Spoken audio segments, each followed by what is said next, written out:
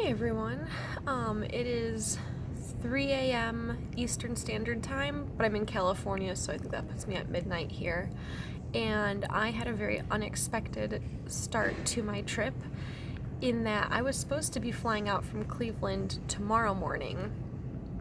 And I had today just kind of a leisurely day at home, had plans to do dinner with my parents, and around 4:30 in the afternoon, I received a text message from United Airlines saying that my flight had been canceled.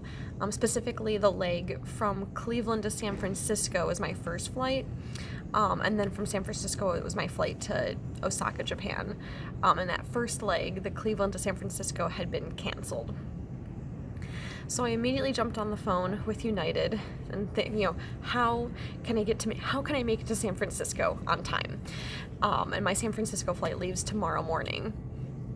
And so the woman who I was talking to on the phone was looking, she's like, wow, really the only thing left we have is a flight leaving out of Cleveland in the next hour and a half. Can you make it? So, luckily, I had packed everything ahead of time because I'd had the free time earlier in the week, so everything was already kind of ready to go. I mean, granted, my bedroom was kind of a mess and I was planning on tidying up things before leaving, so that just all got left. So once I confirmed the flight, it was this 30 minutes of pure chaos where I'm running everywhere trying to make sure I've got everything and change into the clothes I was going to wear on the flight and double check that I hadn't left anything anywhere. And it was really actually kind of awful because at the same time I'm leaving my house and my parents and everything for a whole year, and I just in a frenzy just left it all in this panic, and I didn't really get to say goodbye or my parents. I'm pretty sure my dad drove the fastest ever to get to the airport, and I'm here in San Francisco now, so I did make it, but I feel like it was just such a rushed and panicked goodbye, and I didn't really get myself in the right headspace for it, so a great frazzled and traumatic experience so far. And I had a layover in Houston, and then in Houston the flight was delayed because they had mechanical issues with the plane, so I was freaking out there, and then finally that one was only delayed for half an hour and it got me to here, and now I'm in the wonderful San Francisco airport overnight, which I found kind of an empty concourse in the corner, so I'm just gonna watch Netflix or something like that for the next 10 hours. I guess it won't be 10 hours at this point. I don't even know what time it is right now. Yeah, it will be 10 hours. And then I can fly to Japan. The other thing that I'm nervous about right now is that Japan is working in the process of putting a quarantine restriction on anybody entering from the United States. Looking at articles, it looks like that quarantine is going to go into effect on Thursday, which luckily I land on Tuesday.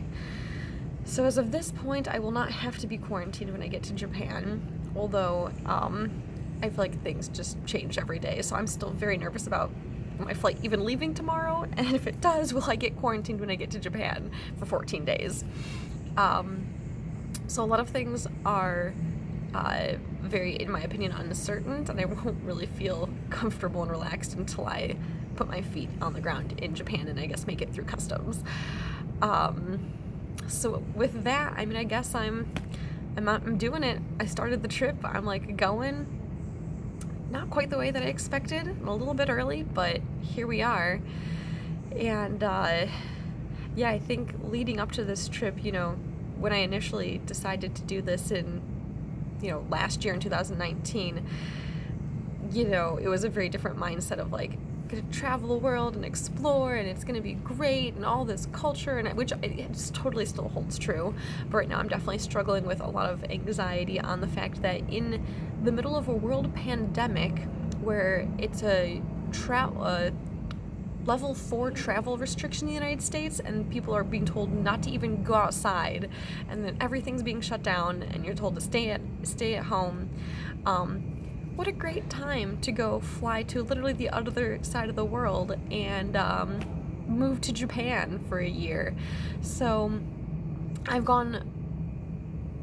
had a lot of internal struggle on if this was the right thing to do at this point, but I think I'd always regret it if I didn't go.